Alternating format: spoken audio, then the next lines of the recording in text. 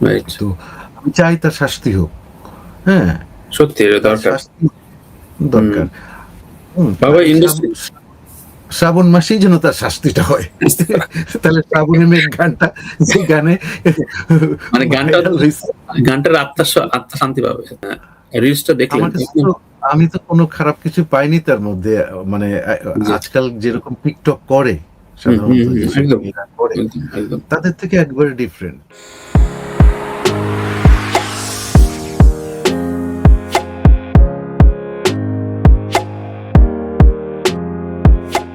Nostalgic এজন্য হচ্ছে দেখেন একটা এই গানটার সাথে আপনার শিক্ষক জড়িত।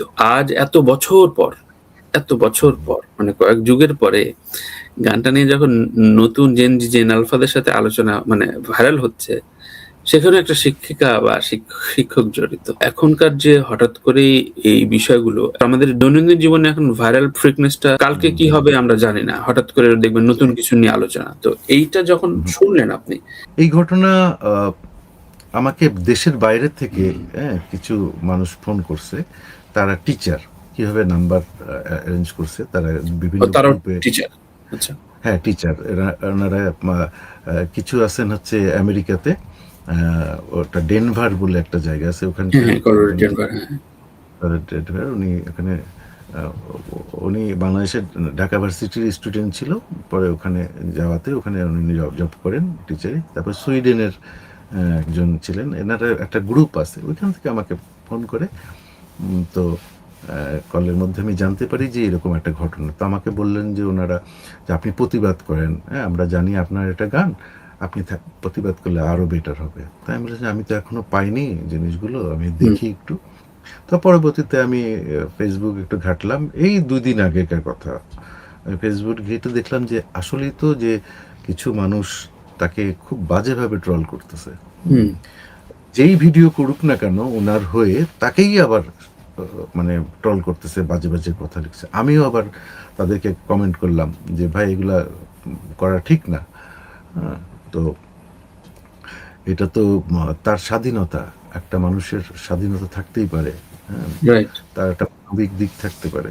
হ্যাঁ, মানে এটাতে কোনো অশ্লীলতা নেই। এত সাবলীল একটা বিষয়। আপনার আপনার মূল্যায়নটা কি? আপনি যখন দেখলেন গানটা, আ রিলসটা দেখলেন আমার কাছে তখন তো, আমি তো কোনো খারাপ কিছু পাইনি তার মধ্যে। মানে জি। আজকাল যেরকম টিকটক করে, হুম, হুম, সাধারণত হুম। যেসব একদম, মেয়েরা করে, একদম, একদম। তাদের থেকে একবারে ডিফারেন্ট। আর রাইট। ঘটনা হচ্ছে যে এই যে গানটা সে চুজ করেছে, পছন্দ হুম। করেছে টিকটক করার জন্যে বা রিল করার জন্যে, আসলে এই মাসটাতেই এই গানটা তৈরি হয়েছে, শ্রাবণ মাসে। হ্যাঁ, আর উনি হ্যাঁ। কিন্তু এই শ্রাবণ মাসেই কিন্তু সে ফিল করছে শ্রাবণের যে যে ধারা, গানটা দিয়ে সে একটা রিলস বানাবে। Right, right. একটা মনে একটা মানুষের একটা অনুভূতি এই মাসেই তার, সেটা যে হুম, স্থানেই হোক, যেখানেই হোক, সে কিন্তু করতই। একদমই, হ্যাঁ? একদমই। এবং খারাপ কিছু তো সে করে নাই। শিক্ষকরা তো তো মনের রোবট না। দিকেই মানে কিন্তু, তারা তো রোবটিক জীবন লাইফ লিড করে না। হ্যাঁ। আর একটা শিক্ষিকা, সে তো স্কুলে তার বাচ্চাদেরকেও তো সুরের মাধ্যমে অনেক কিছু শিখাচ্ছে, তাই না? তো সে নিজে একটা ভালো সুর করলে সমস্যাটা কি? সুর যদি সে মন থেকে আসে বা সেটাকে নিয়ে সে করে, তাহলে তো খারাপের তো কিছু না। আর গানটার মধ্যে এমন অশ্লীলতা কিছু নাই। এটা প্রকৃতি রাইট। নিয়ে একটা গান। একটা মেসেজ কিন্তু। এটা হুম। কিন্তু একটা মেসেজ, যে সেটা একটা বাচ্চাও বলতে পারে। আমার একটা, আমি যেসব গানগুলা লিখি, আমি সবসময় কিন্তু আ আমার মেক্সিমাম গানগুলো কিন্তু হচ্ছে যে ২ টা ভার্শনই, মানে ছেলে-মেয়ে উভয়ই গাইতে পারে গান। এই শিক্ষককে আপনি কি বলতে চান? কি মেসেজটা দিতে চান? না, শিক্ষকের জায়গায় এমন কোনো কিছু সে করে নাই আ যাতে তাকে নিয়ে ট্রল হবে বা খারাপ কিছু হবে। শিক্ষকের একটা আ সম্মান, আ মানবিক অধিকার আছে তার। সে কোনো খারাপ কিছু করেনি, সে অশালীন কিছু করে নাই। আর এই ব্যাপারটা পরবর্তীতে আরো জানতে পারলাম যে কিছু মানুষ, উম উম যারা তাকে নিয়ে ট্রল করেছে, তারা তার পেজে নাকি নক করেছিল। উনি নাকি তাদেরকে অ্যালাও করে নাই। হ্যাঁ? যার কারণে উনার পেজের থেকে এই গানগুলো, এই রিলটা নিয়ে তারা উল্টাপাল্টা এই কমেন্টগুলো ও করছে।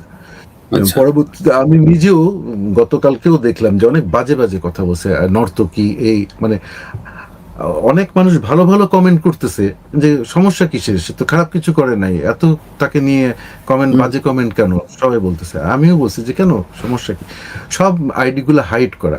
তাহলে আমাদের এই মানুষের মধ্যে, আমাদের বাংলাদেশি মানে মানুষের মধ্যে, তাহলে মানে কিছু পাবলিক আছে যেগুলো কি বলবো, তাদের বোধহয় তারা মানুষের না, না, এটা বলতে আসলে খারাপ লাগে, বিকৃত, এটা বিকৃত সত্যি। বিকৃতি বিকৃতি, এত খারাপ মানুষ আছে হুম, যে হুম, তারও তো মা বোন আছে, তারও তুই আছে, তুই কিভাবে বলিস, তারও তো ফ্যামিলি আছে যে লোকের। রাইট, হ্যাঁ, রাইট, তুই রাইট। কিভাবে একটা মেয়েকে ট্রল করিস এভাবে, তার হুম, এই বয়সে। পরবর্তীতে ছবিও দেখলাম কে কে ট্রল করছে, বা উনি ওই বিউটিপাল যার নামে জিডি করেছেন, হ্যাঁ, তারও ছবি দেখলাম। রাইট। তো আমি চাই তার শাস্তি হোক। হ্যাঁ, সত্যি এটা তার দরকার। শাস্তি হুম। দরকার। বাবা আর ইন্ডাস্ট্রি শ্রাবণ মাসেই যেন তার শাস্তিটা হয়। তাহলে শ্রাবণে মেঘ গানটা, যে গানে মানে গানটা ভাইরাল হয়েছে, গানটার আত্মা শান্তি পাবে আরকি। আত্মা যেন শান্তি পায় আর কি, শ্রাবণ মাসে তার শাস্তিটা হোক।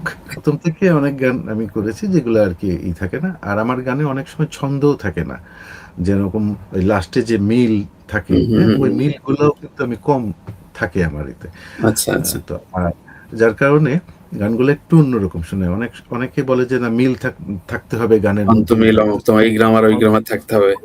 ওইগুলো আমার কাছে না। সুর কথা বলবে আমার কথা। একদম। আমার কথা যদি বাচনভঙ্গিটা আমার ঠিক থাকে, আমার থ্রোয়িংটা যদি ঠিক থাকে, উচ্চারণ ঠিক থাকে, বা শব্দটা যদি ঠিক থাকে, তাহলে আমার সুর হলেই চলবে। আমার ওই অন্তমিল দরকার নেই। ওর সাথে কবিতা ছড়ার মতন যে মিল করে এবারে গান করবো তা নাই। যেমন শ্রাবণের মেঘের কোনো মিল নাই কিন্তু গানটার না, মধ্যে। না, না। হ্যাঁ? Right, right.